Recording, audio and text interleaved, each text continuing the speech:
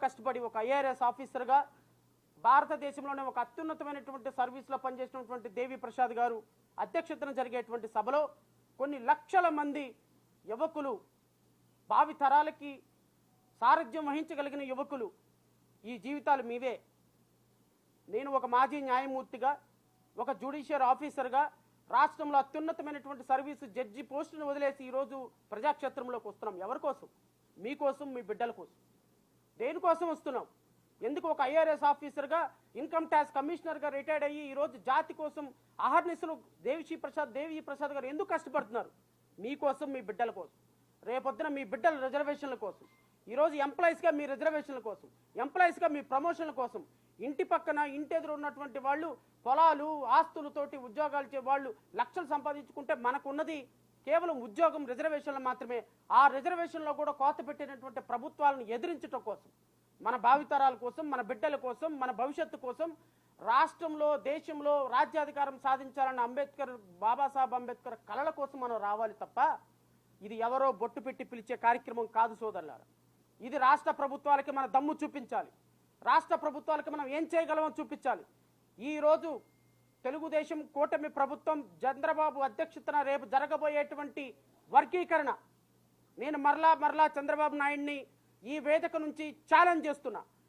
చంద్రబాబు నాయుడు అంటే కూటమి ప్రభుత్వం పెద్దలను కూడా నేను ఛాలెంజ్ చేస్తున్నా.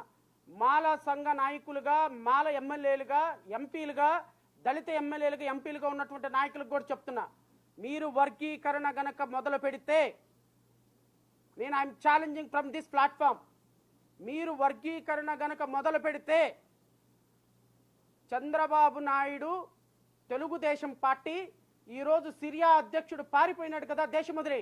2029లో ఆంధ్రప్రదేశ్ రాష్ట్రం వదిలి మీరు పారిపోతారు.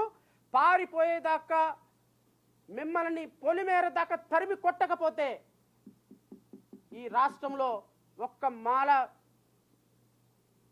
కుర్రవాడు కూడా జీవితంలో తలెత్తుకొని తిరగడు. మీరు గనక వర్గీకరణ ఉద్యమం గనక మొదలు పెడితే, ఇది మా సోదరులకి మాకు మధ్య పోరాటం కాదు, నేను మళ్ళీ చెప్తున్నా.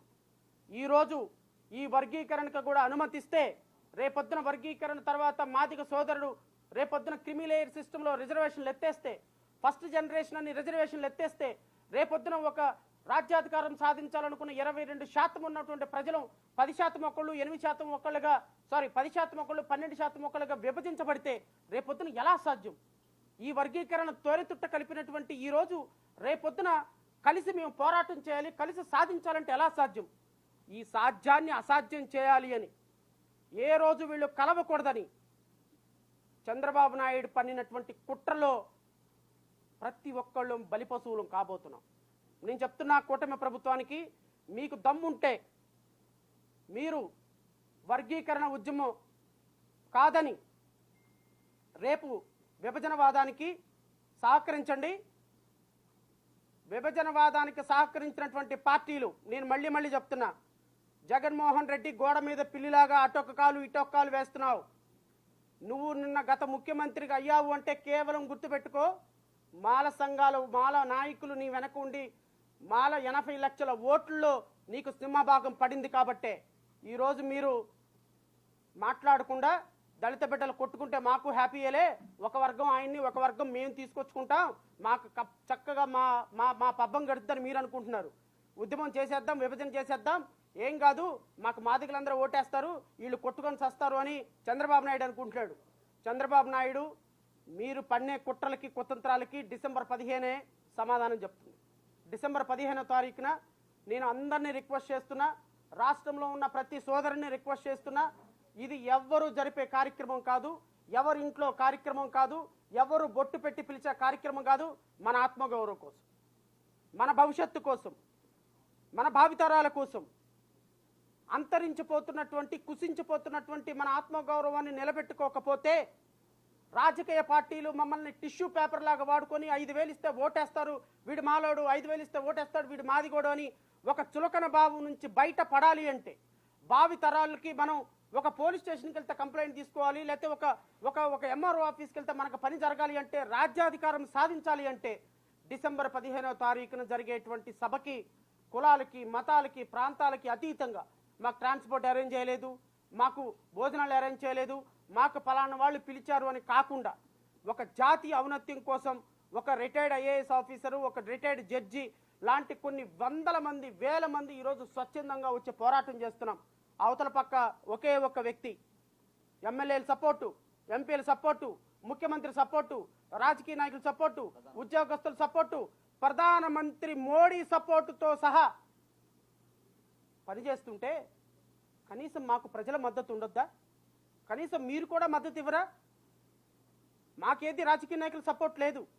నేను కష్టపడి సంపాదించిన డబ్బుతో, దేవి ప్రసాద్ గారు కష్టపడి సంపాదించిన డబ్బుతో 10 రూపాయలు 20 రూపాయలు పోగేసి మేము పోరాటాలు ఆరాటాలు పడి రేపు డిసెంబర్ 15 సభ పెడుతుంటే మేము ప్రజల దగ్గర నుంచి కనీసం మీ యొక్క ప్రజెన్స్ను కూడా మేము ఎక్స్పెక్ట్ చేయలేమా సోదరులారా? మేము పిలవలేదు, మేము మాట్లాడలేదు, మాకు ఇన్విటేషన్ లేదు అని ఆగిపోతారా? డిసెంబర్ 15న అది నా సభ కాదు, దేవి ప్రసాద్ గారి సభ కాదు.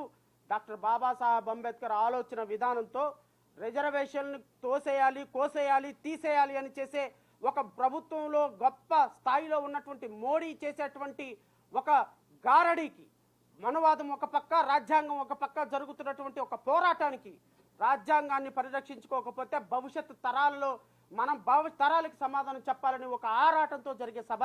ఈ సభను దిగ్విజయం చేయమని కోరుతున్నా. సాయంత్రం 4 గంటలకల్లా ఏది దొరుకుతుంది, ట్రైన్ దొరికితే ట్రైను, బండి దొరికితే బండి, కాలినడకనైతే కాలినడకన, ఆటో దొరికితే ఆటో దొరుకుని డిసెంబర్ 4న పోస్టర్ కోడ్ రిలీజ్ చేస్తున్నాం. డిసెంబర్ 15వ తారీఖున పోస్టర్ కోడ్ రిలీజ్ చేస్తున్నాం. రాష్ట్రంలో ఉన్న ప్రతి ఒక్కరూ కూడా దయచేసి ఆ రోజు సభను దిగ్విజయం చేసి రాష్ట్ర ప్రభుత్వాల గుండెల్లో వణుకు పుట్టే విధంగా చంద్రబాబు నాయుడు, నేను ఈ వేదిక నుంచి మీకు నేను ఒక అడ్వైజ్ చేస్తున్నా. మీరు వర్గీకరణ విషయంలో కనుక 59 ఉపకులాలు సంబంధించినటువంటి నిర్ణయం తీసుకోకుండా, అండ్ ఇంకొకటి I will conclude with in 2 minutes, please bear. గౌరవ సుప్రీంకోర్టు ఇంపెరికల్ డేటా కలెక్ట్ చేయబడింది. గౌరవ సుప్రీంకోర్టు ఫస్ట్ ఆఫ్ ఆల్ ఎవరు వెనుకబాటుతనంలో ఉన్నారు, quantified data, empirical data collect చేయమని చెప్పింది. ఇవి రెండూ తయారు చేయకుండా మీరు వర్గీకరణకు వెళితే certainly we will approach the court of law, there is no doubt about it, and we'll go to the court of law, we'll approach the Supreme Court, High Court and the tribunal and everything, and nobody can stop us. We have every remedy to go for a court of law. But before that I am requesting you just to follow the Supreme Court guidelines. Without empirical data, without quantified data, if you venture in classifying ABCD, you will pay cost for that. Certainly you will pay cost for that.